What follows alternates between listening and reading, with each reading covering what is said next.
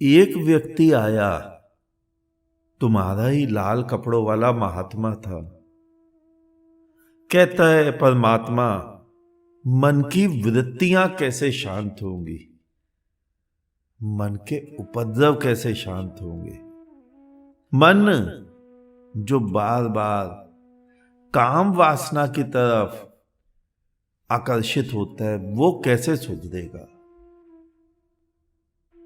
कोई भीतर से सच्चा होगा तभी ऐसे प्रश्न पूछ रहा था, वरना लाल कपड़े वाले महात्मा वो इन चीजों की परवाह ही कहां करते हैं। उनको तो परवाह होती है केवल धन की। कैसे कथा की जाए, आरती घुमाई जाए, लोगों को मूड बनाया जाए, अपने नाम के आगे संत, शिरोमणि, ठाकुर, छोटा ठाकुर, शोले का ठाकुर, श्री श्री 1008 महामंडलेश्वर लगाया जाए और अपनी ओहदे, अपनी पदवी बढ़ाई जाए। कोई सच्चाई रहा होगा, भीतर से जिज्ञासा होगी धर्म को पाने की, कुछ ऊपर उठने की, परमात्मा को पाने की। तुम्हारे मन में भी यही प्रश्न आते होंगे, लेकिन ये वृत्तियां भीतर से जाती क्यों नहीं। इन वृत्तियों को भेजना ही क्यों चाहते हैं हम लोग, क्या कारण है। जाती इसलिए नहीं कि तुम सोए हो। अगर मनुष्य को पता चल जाए कि मेरे अंदर एक बुराई है, वो अपनी बुराई को बुराई कहकर देखने लग जाए, तो कोई भी व्यक्ति इस बात को नहीं मानेगा कि वो व्यक्ति दोबारा उस बुराई को करेगा, क्योंकि वो स्वयं ही मान चुका है ये बुराई है। लेकिन मनुष्य देखता नहीं, अंधे की भांति, सोए हुए की भांति बस करे जाता है उसी कृत्य को, चाहे वो बुराई हो चाहे वो अच्छाई हो। और आज तक क्यों नहीं गया तुम्हारे भीतर से, उसका कारण एक है कि तुम जिनकी बातें मानकर चल रहे हो, तुम्हारे सभी के धर्म गुरु, वो तुम्हें बाहर से सत्य, आचरण, शांति, प्रेम, सुख, परमात्मा, इन वस्तुओं को देने की कोशिश कर रहे हैं, बाहर से लादने की। और वो ऐसा आज ही नहीं कर रहे कि तुम सोचो आज कर रहे हैं। ध्यान से देखना, 5500 वर्ष से यही होता आ रहा है। तुम मुझे 50 वर्ष के व्यक्ति जो सुन रहे हैं, उन्होंने अपने पिता दादा को भी देखा होगा, यानी वो 50 वर्ष से तो देख ही रहे हैं अपने घर वालों को। जो 80 वर्ष का व्यक्ति मुझे सुन रहा है, वो 80 वर्ष से देख रहा है। 80 वर्ष में उसने अपने पिता को भी देखा, उसने अपने दादा को भी देखा, परदादा को भी देखा, समाज में धर्म गुरुओं को भी देखा। लेकिन जैसा समाज उसे आज दिख रहा है, वैसा ही समाज 80 वर्ष पहले था। बदला क्या? अगर बदला हुआ देखता तो आज वो भी बदल जाता। बदला कुछ भी नहीं। और 5500 वर्ष से हिंदू में हो रहा है, ये भी मत मानना। हिंदू, मुस्लिम, सिख, ईसाई, बौद्ध, जैन, दुनिया भर के सभी धर्मों में ऐसा ही हो रहा है। सारे ही धर्म गुरु, वो तुम्हारे संत महात्मा हो या मुल्ला मौलवी हो, फादर हो या ग्रंथी हो, जैन मुनि हो या बौद्ध भिक्षु हो, वो तुम्हें बाहर से आचरण तुम्हारे ऊपर लादने की कोशिश कर रहे हैं। सदा सत्य बोलो, सोया हुआ आदमी, झूठ में पड़ा हुआ आदमी सदा सत्य कैसे बोलेगा।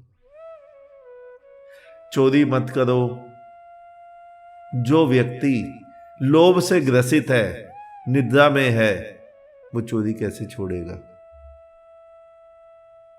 जागना जरूरी है, जागकर स्वयं को देखना जरूरी है।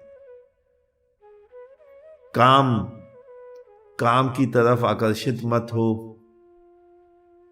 यही आचरण है ना तुम्हारा व्यभिचार से मुक्ति।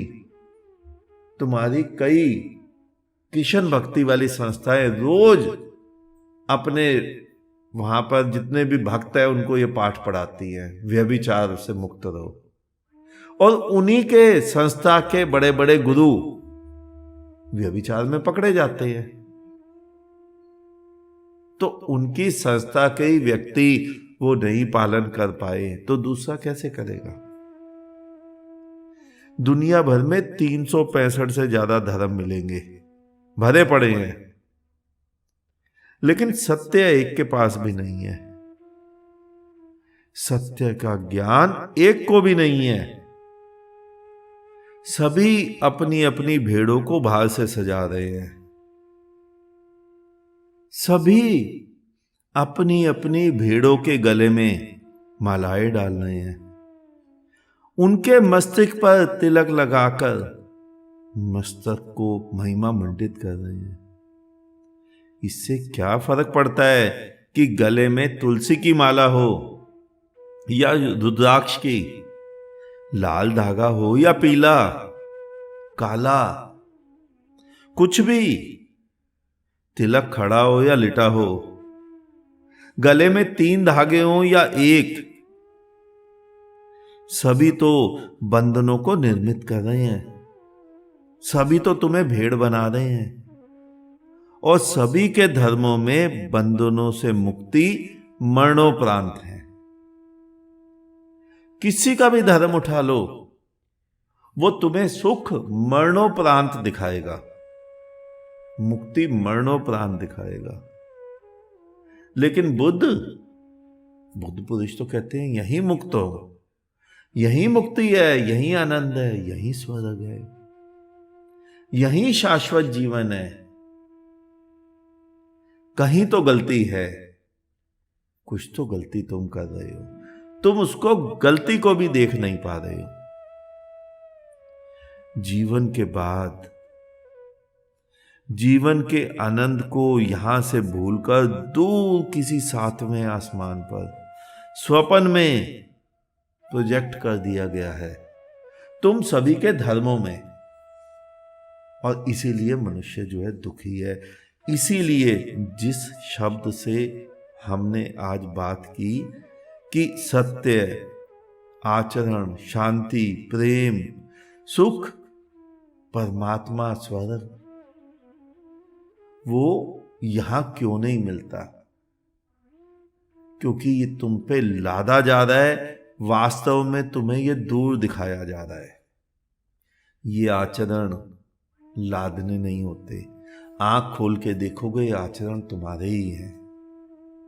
तुम्हें स्वयं अपने ऊपर हंसी आएगी कि हम करे क्या जा रहे थे। अभी दिवाली चल रही है, मूर्तावश हर व्यक्ति घर में दिए जला लेता है, जलाया ही जा रहा है। जरा स्वयं को देखना, 50 वर्षों तो तुम जला रहे हो, 70 वर्षों से जला रहे हो। अब तो सरकारें भी ये मूर्ताएं करने लग गई हैं। वोट बैंक की राजनीति, 3 लाख दिए जलाएंगे, 5 लाख दिए जलाएंगे। उन दियों को जला के लाभ क्या मिला? क्या तुम आदमी के भीतर का दीपक जला पाए? तुम्हारा दिया आधे घंटे में बुझ जाता है। आदमी का दिया भीतर का पिछले 5500 वर्ष से बुझा हुआ है, उसकी होश ही नहीं है किसी को। सभी अपने अपने नाम के प्रतिष्ठान बनाकर, मठ, मंदिर, गिरजे, गुरुद्वारे बनाकर भेड़े इकट्ठी किए जा रहे हैं और दान चढ़ावे में सभी का फोकस है। किसी भी वेबसाइट को उठा के देख लो, किसी भी धर्म शास्त्र, धर्म ग्रंथ, उसमें उसकी वेबसाइट का आता पता होता है, उसके एड्रेस होता है, सबसे बड़ी गुल्लक मिलेगी। डोनेटर्स। साउथ के मंदिरों में जाकर देखो, करोड़ों रुपए का टर्नओवर महीने का। आदमी की फिक्र किसी को नहीं है कि आदमी को कैसे संतुष्ट किया जाए, मनुष्य को कैसे मनुष्य बनाया जाए, मनुष्य को कैसे आनंदित किया जाए। बाहर से लादने से कुछ भी नहीं होगा। जितने मर्जी तुम लादे जाओ, जितने मर्जी तुम अपने ऊपर लदवाए जाओ, गीता पढ़ो, कुरान पढ़ो, पुराण पढ़ो, धम्मपद पढ़ो, ग्रंथ पढ़ो, बाइबल पढ़ो, कुछ भी नहीं होगा। अगर इनसे हो सकता तो हो गया होता। इनमें ज्ञान नहीं है ऐसा नहीं मैं कह रहा हूं, लेकिन पढ़ने वाला व्यक्ति सोया हुआ है, वो खुद ही नहीं जागेगा। और जिस दिन वो जाग गया, जिस दिन उसने आंखें खोल ली, तो इनकी आवश्यकता ही नहीं पड़ेगी, क्योंकि ज्ञान तो भीतर से स्वयं उपज जाएगा। इन ग्रंथों को रचने वालों का भी तो ज्ञान भीतर से ही उपजा था। जो जो वाणियां ग्रंथ में लिखी गई हैं, क्या वो किसी पुस्तक से पढ़कर लिखी थी? जो किशन ने गीता में कहा, वो किसी पुस्तक से पढ़कर कहा था? जो कुरान में आयतें हैं, क्या वो किसी पुस्तक से आई हुई आयतें हैं? नहीं, ये सब भीतर से उपजता है। जब आदमी की मैं मर जाती है, जब मैं मिटती है, तो ज्ञान भीतर से उपजता है, क्योंकि वो परमात्मा, वो खुदा उसके भीतर प्रकट हो जाता है। तभी कहा जाता है कि ये पुस्तकें खुदा की देन है, आसमान से उतरी हुई है। आसमान से पुस्तक गिरी और नीचे जाल बनाकर तुमने लपक ली, ऐसा नहीं होता है। भीतर खुदा उतर जाता है, व्यक्ति मर जाता है, मैं मर जाती है। जब वो भीतर खुदा होता है, वो खुदा जो बोलता है, तो यही कहा जाता है कि ये खुदा की देन है, हमारी नहीं। क्योंकि मैं तो मर चुकी, और जिसकी मैं मर गई, उस पे ये आचरण कहां से लादने पड़ेंगे? व्यक्ति पे ही तो लाद रहे हो ना आचरण। व्यक्ति नहीं तो किस पे लादोगे? खुदा को संस्कारी बनाओगे, परमात्मा को संस्कारी बनाओगे, वो तो पहले से ही संस्कारी है। आज इतना ही, शेष किसी और दिन। अंत में चारों तरफ बिखरे फैले परमात्मा को मेरा नमन। तुम सभी जागो, जागते रहो।